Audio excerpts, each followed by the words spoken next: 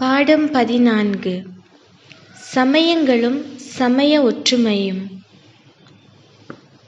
மானிட வரலாற்றின் ஆரம்பம் முதலே மனிதனில் கடவுளை கண்டடைவதற்கான ஆர்வம் மிகுந்து காணப்பட்டது. இந்த தேடலின் பலனாகவே பழமை வாய்ந்த சமயங்கள் உருவாயின.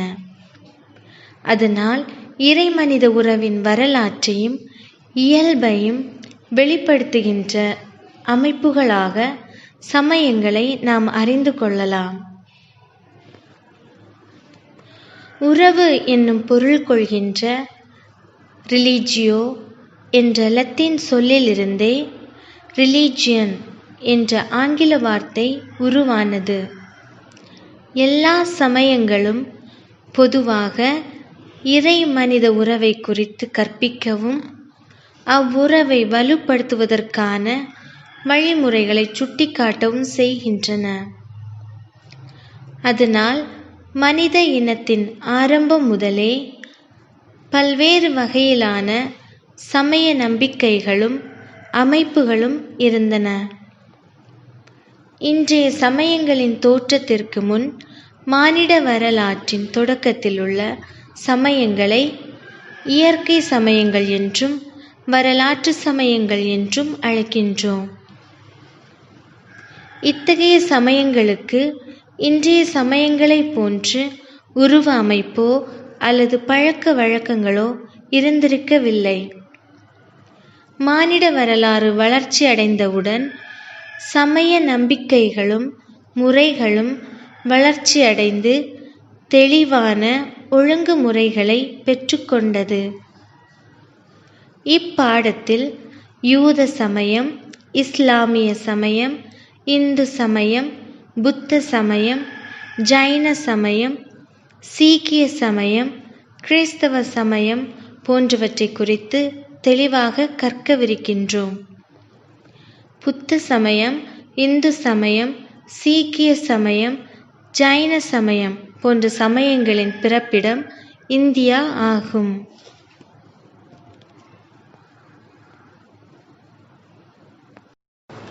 இந்து சமயம் பல்வேறு சிறப்பும் அதே வேளையில் குளறுபடிகளும் நிறைந்த சமயமே இந்து சமயம். இந்து சமயத்தை அதன் முழுமையில் அறிந்து கொள்ளவோ செயல்படுத்தவோ முடியாது.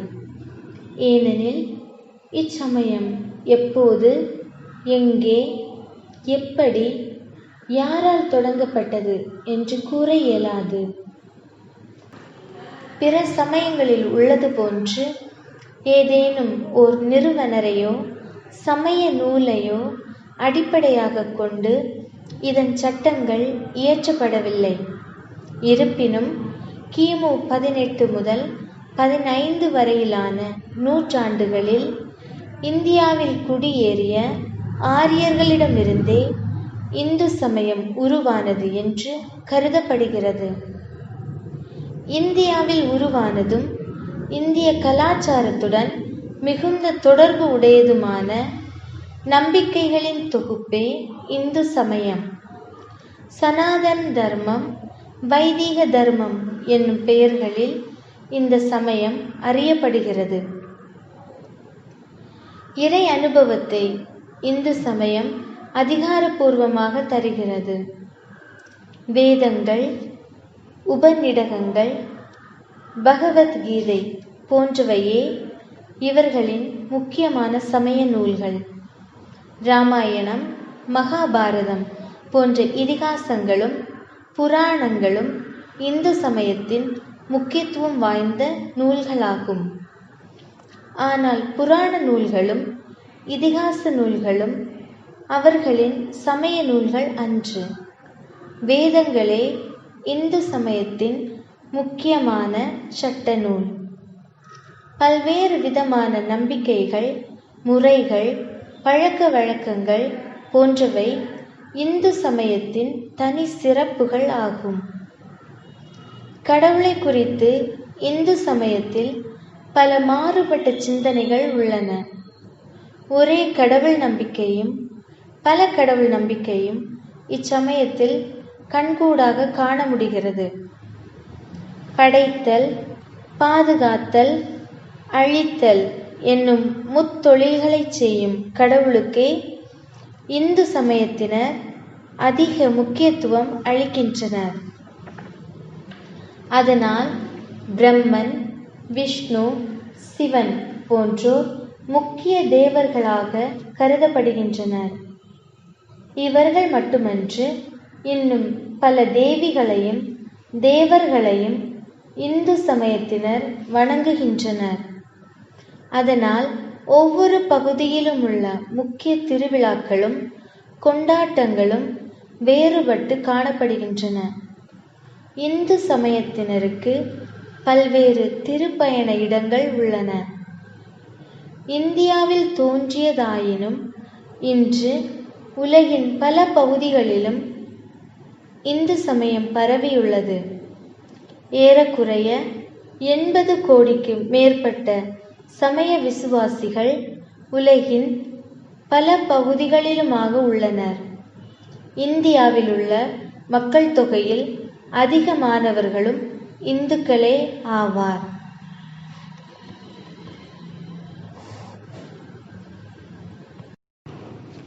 புத்த சமயம். கிமு 6ஆம் நூற்றாண்டில் புத்த சமயம் இந்தியாவில் தோன்றியது. கோசல மண்ணின் மைந்தனான கௌதம சித்தார்த்தன் என்னும் இளவரசரின் நல்லுரைகளும் போதனைகளுமே புத்த சமயத்தின் மையமாகும். உலகம் முழுவதும் நிறைந்திருக்கும் கவலைகளுக்கும் துன்பங்களுக்கும் காரணம் என்ன என்பதை ஆராய்வதற்காக அரண்மனையை விட்டு புறப்பட்ட இளவரசரின் முயற்சிகளே புத்த சமயத்தின் தோற்றத்திற்கு காரணமாக அமைந்தன. நாட்டையும் அரண்மனையையும் விட்டுவிட்டு வந்த இளவரசர் புத்தகயா என்னும் இடத்தை அடைந்தார். தமது ஆராய்ச்சிகளுக்கு தீர்வு காண்பதற்காக இளவரசர் தவ வாழ்க்கையை தேர்ந்தெடுக்கவும் போதி மரத்தின் அடியில் தவம் மேற்கொள்ளவும் செய்தார். இதன் பலனாக இளவரசருக்கு கிடைத்த ஞானமே புத்த சமயத்தின் அடிப்படையாக அமைந்தது. இதனைத் தொடர்ந்து கௌதம சித்தார்த்தன் ஸ்ரீபுத்தர் என்று அழைக்கப்படத் தொடங்கினார். மனித வாழ்க்கைக்கு தேவையான நன்னறி சார்ந்த கொள்கைகளுக்கே புத்தர் முக்கியத்துவம் அளித்தார். உலக வாழ்வில் மனிதனை அலட்டுகின்ற மிகப்பெரிய பிரச்சனையான கவலையிலிருந்து நிலையான விடுதலை பெற்றுக்கொள்ளுதல், அதற்கான வழிமுறைகளை பிறருக்கு எடுத்து கூறுதல் போன்றவையே அவருடைய நோக்கமாக அமைந்தது. கவலையை கண்டறிதல், இவ்வுலக வாழ்விலிருந்து வீடு பேறு அடைவதற்கான வழிமுறைகளை கண்டறிதல் போன்றவையே புத்த சமய படிப்பினைகளின் மைய கருத்து. ஆரிய சத்திய சதுஷ்டய என்று அறியப்படுகின்ற 4 பிரமாணங்களில் புத்த சமய கொள்கையை எடுத்துரைக்கலாம். துன்பத்திற்கான காரணம், துன்பத்திலிருந்து விடுதலை, துன்பத்திலிருந்து விடுதலைக்கான வழி என்பவையே ஆரிய சத்திய சதுஷ்டயங்கள் என்று அழைக்கப்படுகின்றன. இந்த ஆரிய சத்திய சதுஷ்டயங்களுடன் தொடர்பு கொண்டே பிற இலக்கியங்கள் நிலை கொள்கின்றன. புத்த சமய கொள்கைகளை தன் வாழ்க்கையில் செயல்முறைப்படுத்தும் ஒருவருக்கு மட்டுமே நிர்வாணா, அதாவது மோட்சம் அடைய முடியும் என்று புத்த சமயம் கற்பிக்கின்றது.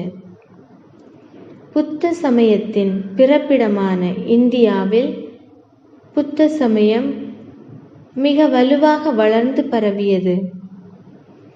ஆனால் கிபி 1ஆம் நூற்றாண்டிற்கு பின் புத்த சமயம் இந்தியாவில் படிப்படியாக வலுவிழக்கத் தொடங்கியது. 10ஆம் நூற்றாண்டு வந்தபோது புத்த மதத்தின் மீது கொண்டிருந்த பற்று வெகுவாக குறைந்தது. ஆனால் ஜப்பான், இலங்கை, சீனா, பர்மா, தாய்லாந்து, திபெத் போன்ற நாடுகளில் புத்த சமயம் இன்று மிக வலுவாக காணப்படுகின்றது. ஏறக்குறைய 32 கோடி விசுவாசிகளை கொண்டுள்ள இச்சமயத்தில் மகாயானர்களும் ஜீனயானர்களுமே முக்கிய சமய பிரிவினர் ஆவர். இச்சமயத்தின் புனித நூல் தர்மபாதமும் புத்தகயா புனித நகரமும் ஆகும். ஜைன சமயம். ஜைன சமயத்தின் நிறுவனராக ஒரு குறிப்பிட்ட நபரை சுட்டிக்காட்ட முடியாது. வேறுபட்ட காலங்களில் வாழ்ந்த 24 திருத்தங்கர்களின் ஆராய்ச்சிகளின் பலனாக உருவானதே ஜைன மதம் என்று வரலாற்று அறிஞர்கள் கூறுகின்றனர். இறுதியாக வந்த திருத்தங்கரான மகாவீரரை இச்சமயத்தின் நிறுவனராக வரலாற்று ஆராய்ச்சியாளர்கள் கூறுகின்றனர். புத்தரும் மகாவீரரும் ஒரே காலத்தவர்கள். அதனால் புத்த சமயம் தோன்றிய காலத்திலேயே ஜைன மதமும் தோன்றியது என்பதை அறிய முடிகிறது. வென்றவர் என்னும் பொருள் கொள்கின்றதான ஜின் என்ற வார்த்தையிலிருந்தே ஜைனர் என்னும் சொல் உருவானது. உலக மாயைகளின் மேல் வெற்றி கொண்டு மோட்சம் அடைபவர்களே ஜீனர்கள். இவர்களும் இவர்களை பின்பற்றுபவர்களும் ஜைனர்கள் என்று அழைக்கப்படுகின்றனர். எல்லாம் வல்லவரான ஒரு கடவுளில் உள்ள நம்பிக்கை ஜைன சமயத்தில் இல்லை. அதனால் அவர்கள் பக்திக்கும் ஆராதனைக்கும் முக்கியத்துவம் அளிப்பதில்லை. கடவுள் நம்பிக்கை இல்லாமல் இருப்பினும் மத நிறுவினர் என கருதப்படும் திருத்தங்கரை ஜைன சமயத்தினர் வணங்குகின்றனர். திருத்தங்கர்களை போன்று அவரவர் முயற்சியினால் வீடு பேறு அடைய வேண்டும் என்பதே ஜைன சமய கொள்கையாகும். வீடு பேறு அடைய ஜைன மதம் முக்கியமாக 3 வழிமுறைகளை கூறுகிறது.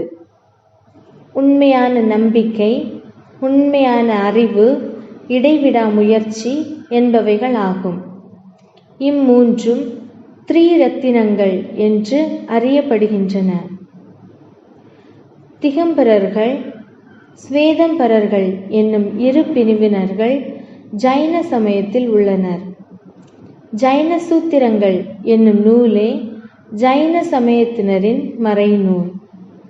ஜைன சமயம் இன்றும் காணப்படினும் இது ஒரு பிரபலமான சமயம் அன்று. சீக்கிய சமயம். கிபி 15ஆம் நூற்றாண்டில் பஞ்சாபில் குரு நானக் என்பவரின் தலைமையில் சீக்கிய மதம் உருவானது. சீடன் என்னும் பொருள் கொண்ட சமஸ்கிருதத்திலுள்ள சிஷ்ய என்ற சொல்லிலிருந்தே சீக்கிய என்னும் சொல் உருவானது. இச்சமய நிறுவனரான குரு நானக் மற்றும் அவரை தொடர்ந்து வந்த 9 குருக்களும் ஒன்றிணைந்த ஒரு சீடர் சமூகத்தின் தலைமையிலேயே சீக்கிய மதம் வளர்ந்து வந்தது. பஞ்சாபில் உருவான சீக்கிய மதம் இன்று இந்தியா மற்றும் பாகிஸ்தானின் பல பகுதிகளிலும் உலகின் பல பகுதிகளிலும் வளர்ந்து பரவியது. சீக்கிய சமயத்தின் திருநூல் குரு கிரந்த் சாஹிப் ஆகும். இவர்களது திருநகரம் அமிர்தசரம் ஆகும். இன்று சீக்கிய மதத்தில் ஏறக்குறைய 112 கோடி விசுவாசிகள் உள்ளனர். இச்சமயத்தின் இன்றைய தலைமையிடம் பஞ்சாபில் ஜலந்தர் மாவட்டத்திலுள்ள தங் கோவில் ஆகும். தாடியும் தலைப்பாகையுமே சீக்கியர்களின் வெளிப்படையான தோற்றம்.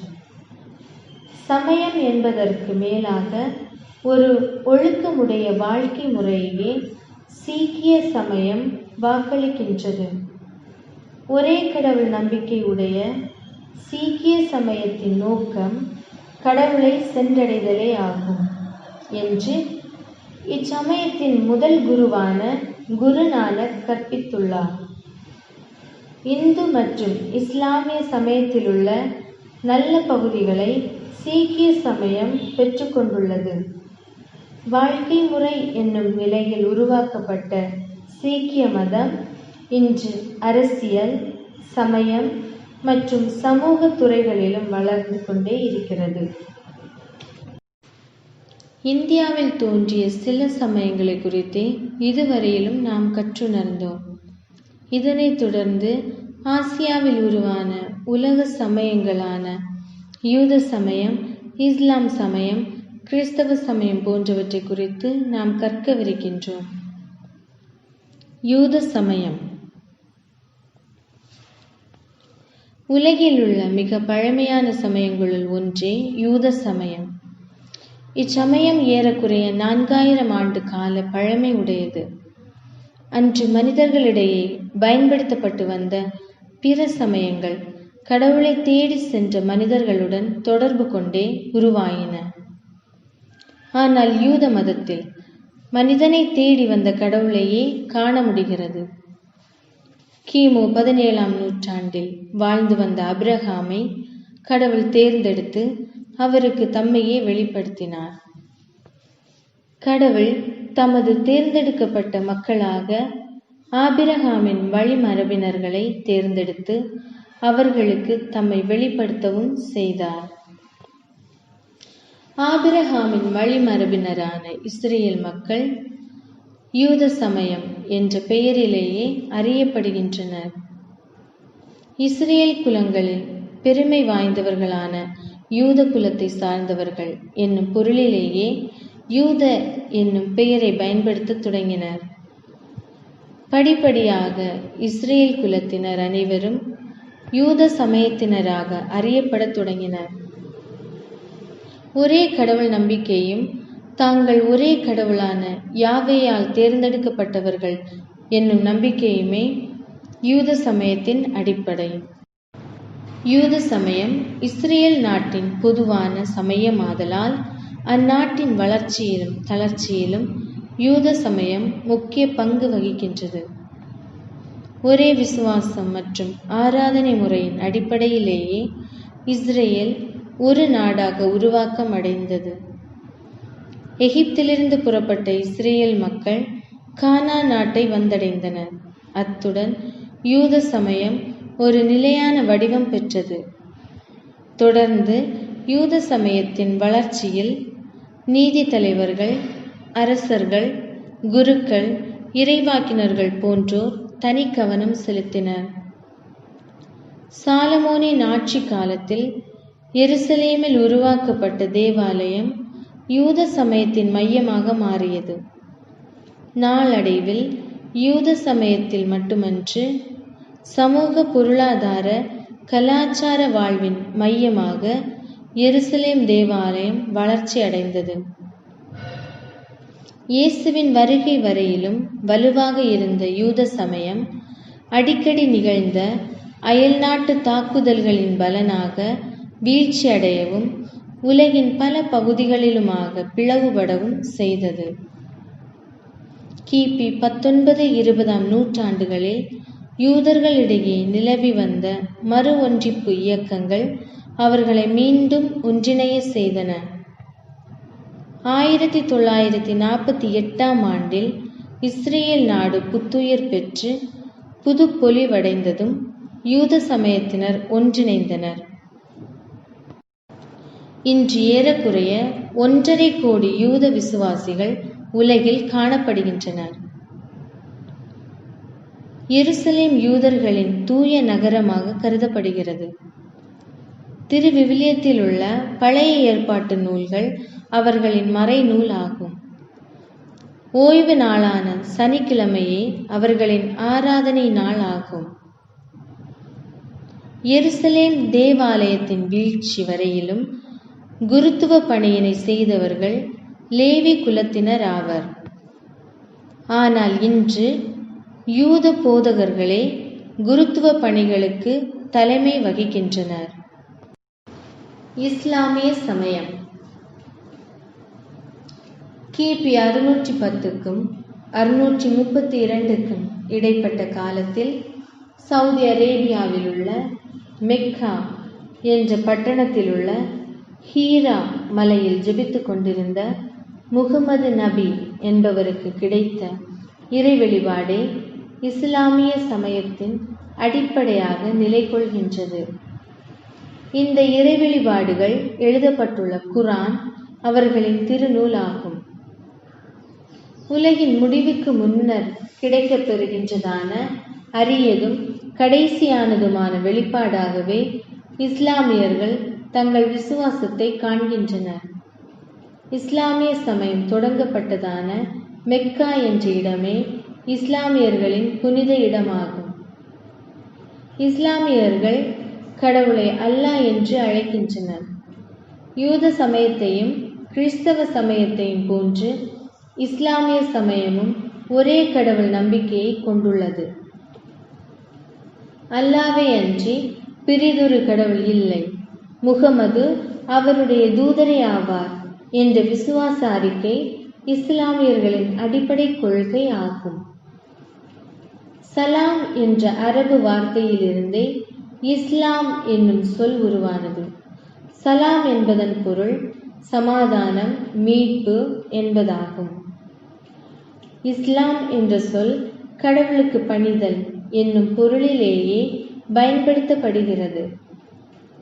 யூத மதத்தில் உள்ள இறைவாக்கினர்களையும் இயேசு கிறிஸ்துவையும் இஸ்லாமிய சமயம் தூதர்களாகவே காண்கின்றது. ஆனால் இயேசு கிறிஸ்துவுக்கு பிற தூதர்களை விட உன்னத இடத்தை அளிக்கின்றனர். ஏதேன் தோட்டத்தில் படைப்புகளிடையேயும் படைப்பாளர்களிடையேயும் நிலவியிருந்த நட்புறவை புதுப்பித்தலே இஸ்லாமிய சமயத்தின் நோக்கம். அல்லாஹ்வுடன் உள்ள நம்பிக்கையுடன் குர்ஆனிலும் இறைவாக்கினர்களிலும் தூதர்களிலும் உலக முடிவிலும் நம்பிக்கை கொண்டிருக்க வேண்டும் என்று இஸ்லாம் மதம் விசுவாசிகளுக்கு கற்பிக்கின்றது. இஸ்லாமிய சமயத்தில் ஜெபத்தை முன்னின்று நடத்துபவர் இமாம் என்று அழைக்கப்படுகிறார். இமாம் என்ற சொல்லின் பொருள் முன்மாதிரி என்பதாகும். ஜெப கூட்டத்தில் முன்னால் நிற்பவர் இமாம் ஆவார். இஸ்லாமியர்கள் வெள்ளிக்கிழமையை ஆராதனை நாளாக கடைபிடிக்கின்றனர். ஜெபம், நோன்பு, பிறருக்கு கொடுத்தல் போன்றவையே இஸ்லாம் சமய கொள்கைகள். இஸ்லாமியர்களிடையே சுன்னி, ஷியா என்னும் இரு பெரும் சமய பிரிவுகள் காணப்படுகின்றன. இஸ்லாமிய விசுவாசிகளில் ஏறக்குறைய 83% உறுப்பினர்களும் சுன்னி பிரிவினையை சார்ந்தவர்கள் ஆவர். ஏறக்குறைய 100 கோடி இஸ்லாமியர்கள் இன்று உலகில் உள்ளனர். கிறிஸ்தவ சமயம் பழமை வாய்ந்த சமயங்களிலெல்லாம் கடவுளை தேடும் மனிதர்களை குறித்து காணப்படுகிறது. ஆனால் யூத சமயத்தில் கடவுள் மனிதனை தேடி வந்து தம்மை வெளிப்படுத்தியதாக நாம் அறிந்து கொண்டோம். உலக படைப்பில் தொடங்கிய இறை வெளிப்பாடு மனித படைப்பில் தொடர்ந்தது. கடவுள் ஆபிரகாமை அழைத்து வேறுபடுத்தி தம்மை வெளிப்படுத்தவும் ஆபிரகாமின் வழிமரபினரின் வழியாக இஸ்ரேல் சமூகத்தை உருவாக்கவும் செய்தார். கடவுள் தமது ஒரே மகனை உலகிற்கு அனுப்பி தமது வெளிப்படுத்துதலை முழுமையாக்க விரும்பினார். அதற்காக இறைவாக்கினர்கள் வழியாக இஸ்ரேல் மக்களை தனிப்பட்ட முறையில் ஆயத்தம் செய்தார். அவ்வாறு மெசியா வருவார் என்னும் எதிர்பார்ப்பு இஸ்ரேலர்களிடையே வலுவடைந்தது. பிற சமயங்களிலிருந்து வேறுபட்ட இறைவழிபாட்டையும் அதன் முழுமையையும் கிறிஸ்தவ சமயத்தில் நாம் காண முடிகின்றது. கால நிறைவில் இறைமகன் தூய ஆவியால் நாசரேத்து கன்னிமரியாவில் உடல் எடுத்து பெத்லகேமில் பிறந்து இயேசு என்னும் பெயரை பெற்று நாசரேத்தில் வளர்ந்து வந்தார். அவர் பாலஸ்தீனாவிலும் கலிலேயாவிலும் அதை சுற்றியுள்ள பகுதிகளிலும் நற்செய்தியை பறைசாற்றினார். இயேசு தமது போதனைகள் வழியாகவும் அற்புதங்கள் வழியாகவும் செயல்பாடுகளின் வழியாகவும் தந்தை கடவுளை வெளிப்படுத்தினார். அவ்வாறு தந்தை கடவுளின் அன்பையும் இரக்கத்தையும் இயேசுவின் வழியாக மக்கள் அறிந்து கொண்டனர். தம் ஒரே மகனையே அளிக்கும் அளவுக்கு கடவுள் உலகின் மேல் அன்பு கூர்ந்தார். புனித யோவான் எழுதின செய்தி 3ஆம் அதிகாரம் 16வது இறைவசனம். தமது பகிரங்க வாழ்வின் முடிவில் உலக மக்கள் அனைவருடையவும் பாவ மன்னிப்பிற்கும் நிலையான வாழ்விற்குமாக சிலுவையில் இயேசு தமது உயிரை பலியாக ஒப்பு கொடுத்தார். மேலும் அவர் 3ஆம் நாள் உயிர்த்தெழுந்து இறப்பின் மேல் வெற்றி கொண்டு மனிதருக்கு நிலை வாழ்வையும் மீட்பையும் அளித்தார். இயேசு தமது விண்ணேற்புக்கு பின் தூய ஆவியாரை இவ்வுலகிற்கு அனுப்பினார். தூய ஆவியார் இயேசுவின் சீடர்களை திடப்படுத்தி இயேசுவில் நம்பிக்கை கொண்டவர்களை ஒன்றிணைத்து ஒரு சமூகமாக மாற்றினார். இயேசுவின் சீடர்கள் உலகின் பல பகுதிகளுக்கும் சென்று நற்செய்தியை பறைசாற்றி கிறிஸ்துவில் நம்பிக்கை கொண்டவர்களுக்கு திருமுழுக்கு அளித்தனர். அவ்வாறு இயேசு கிறிஸ்துவை ஏற்றுக்கொண்டு திருமுழுக்கு பெற்றுக்கொண்டவர்கள் கிறிஸ்தவர்கள் என்று அழைக்கப்பட்டனர். இன்று 200 கோடிக்கு மேற்பட்ட கிறிஸ்தவர்கள் உலகின் பல பகுதிகளிலுமாக வாழ்கின்றனர். கத்தோலிக்கர், ஆர்த்தடாக்ஸ், புரோட்டஸ்டாண்ட் போன்ற பிரிவுகளாக கிறிஸ்தவர்கள் அறியப்படுகின்றனர்.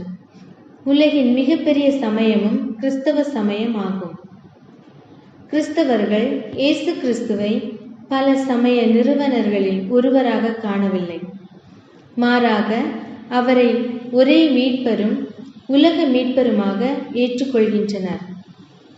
இயேசு கிறிஸ்து முழு மனிதரும் முழு இறைவனும் ஆவார்.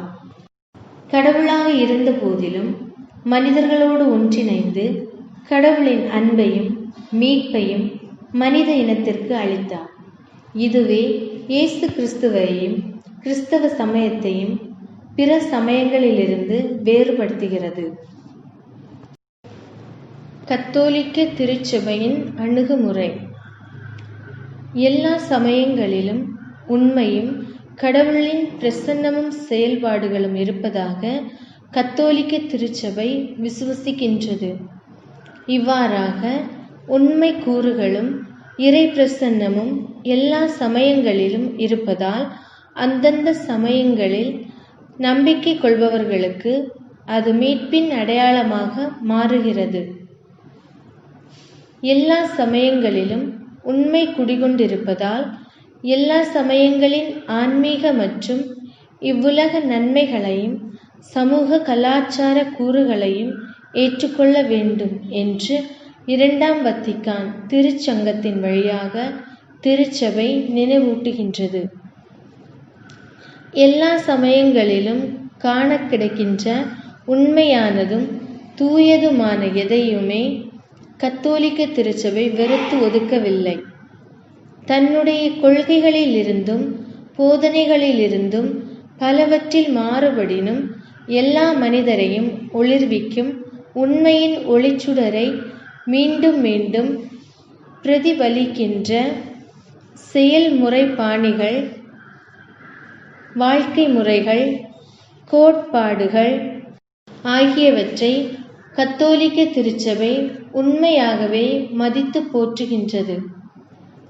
பிற சமயங்களை திருச்சபை முழுமையாக ஏற்று மதிப்பு அளிப்பினும் அச்சமயங்களை கிறிஸ்தவ சமயத்திற்கு நிகராக கருதவில்லை. உண்மையின் நிறைவும் வெளிப்படுத்துதலின் முழுமையும் கிறிஸ்துவிலும் அவருடைய திருச்சபையிலும் மட்டுமே உள்ளது என்று திருச்சபை கற்பிக்கின்றது. அதனால் பிற சமயங்களை உண்மை கடவுளை கண்டடைவதற்கான கருவியாகவோ நற்செய்தியை ஏற்றுக்கொள்வதற்கான ஆயத்தமாகவோ காணுதல் வேண்டும் என்பதே திருச்சபையின் படிப்பினை. எல்லா மக்களுடையவும் தந்தை கடவுளே ஆவார். தமது மீட்பு திட்டத்திலிருந்து கடவுள் எவரையும் விலக்கிவிடவில்லை. அனைவரையும் ஏற்றுக்கொள்வதே கடவுளின் அன்பு. இந்த அன்பை உலகிற்கு அளிக்கவே இயேசு மனிதராக பிறந்து திருச்சபையை நிறுவினார். சமய ஒற்றுமை. எல்லா சமயத்தினரும் ஜாதி, சமயம், இனம், மொழி, நிறம் போன்ற வேறுபாடுகளுக்கு அப்பாற்பட்டு ஒருவருக்கொருவர் அன்போடும் ஒற்றுமையோடும் வாழ வேண்டும் என்று கத்தோலிக்க திருச்சபை கற்பிக்கின்றது. ஒருவரின் சமய சுதந்திரத்தை மதிக்கவும் பிற சமயங்களை முழுமையாக ஏற்றுக்கொள்ளவும் வேண்டும் என்று கத்தோலிக்க திருச்சபை 2ஆம் வத்திக்கான் திருச்சங்கத்தின் வழியாக கற்பிக்கின்றது. நமது நாட்டில் இந்துக்களும் இஸ்லாமியர்களும் கிறிஸ்தவர்களும் ஒன்றாக சேர்ந்து வாழ்கின்றனர். இந்த 3 சமயங்களுடைய தொழுகை இடங்களும் ஒரே இடத்தில் உள்ளன. நம்மை சுற்றி வாழும் பிற சமயத்தினரையும் அவர்களுடைய தொழுகை இடங்களையும் பழக்க வழக்கங்களையும் நாம் மதிக்க வேண்டும். பிற சமயத்தினரின் சமய உணர்வுகளுக்கு தீங்கு விளைவிக்குமாறு பேசவோ செயல்படுத்தலோ கூடாது. சமய அடிப்படையிலான வாக்குவாதங்களும் தீவிரவாத செயல்களும் மிகுந்து காணப்படும் இக்கால அளவில் சமய ஒற்றுமையையும் அன்புறவையும் ஏற்படுத்த வேண்டியது மிக தேவையான ஒன்றாகும். சமய அடிப்படையில் நிகழும் போராட்டங்கள், தீமைகள், சுரண்டல்கள், துன்புறுத்தல்கள் ஆகியவை அனைத்தும் எல்லா சமயங்களுக்கும் எதிரான செயல்களாகும். கடவுளின் சாயலில் படைக்கப்பட்ட மனிதரையும் அவருடைய உணர்வுகளையும் மதிக்காமல் இருப்பது மிக பெரிய பாவமாகும். எனவே பிற சமயங்களை குறித்து அதிகமாக அறிந்து கொள்ளவும் பிற சமயத்தினருடன் கலந்துரையாடவும் அவர்களுடன் ஒன்றித்து செயல்படவும் முயல்வோம். மன்றாடுவோம். இரக்கமுள்ள இறைவா, பல சமயங்களிடையே வாழும் எங்களுக்கு ஒரே கடவுளும் மீட்பருமான உம்மில் சரணடையவும் பிற சமயங்களை மதிக்கவும் ஏற்றுக்கொள்ளவும் பிற சமயத்தினரை கிறிஸ்துவில் ஒன்றிணைக்கவும் தேவையான அருளை எங்களுக்கு தந்தருளும். எல்லா சமயங்களிலும் அடிப்படையாக தேடுவது உண்மையே என்பதை அறிந்து சமய ஒற்றுமையுடன் வாழ எங்களை வலுப்படுத்தி அருளும். செயல்படுவோம். உங்களுடன் பயிலும் மாணவர்களின் சமய அனுபவங்களை கேட்டறிந்து வகுப்பில் நிகழ்த்தி காட்டவும். மனப்பாடம் செய்வோம். ஒருவர் மற்றவரிடம் அன்பு செலுத்துங்கள் என்னும் புதிய கட்டளையை நான் உங்களுக்கு கொடுக்கிறேன். நீங்கள் ஒருவர் மற்றவருக்கு செலுத்தும் அன்பிலிருந்து நீங்கள் என் சீடர்கள் என்பதை எல்லோரும் அறிந்து கொள்வர். புனித யோவான் எழுதிய நற்செய்தி 13ஆம் அதிகாரம் 34 முதல் 35 வரை உள்ள வசனங்கள்.